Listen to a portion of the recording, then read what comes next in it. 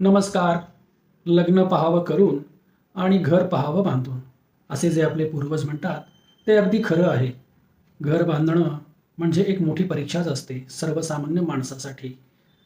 उधार उसनवारी करायची, कर्ज काढायचं, जमापुंजी सगळी खर्च करायची, ते सर्व या गोष्टीसाठी की स्वतःचं घर मिळावं, स्थैर्य प्राप्त व्हावं. पण घर बांधून जर स्थैर्य प्राप्त झालं नाही तर माणसाला जीव नकोसा होतो.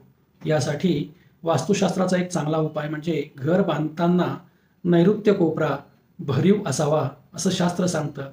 या ठिकाणी खिडकी नसावी, दरवाजा नसावा असं शास्त्र सुचवतं. जमलं तर तो भरलेला असावा, त्या ठिकाणी काही फर्निचर सामान असावं की जे जड असावं.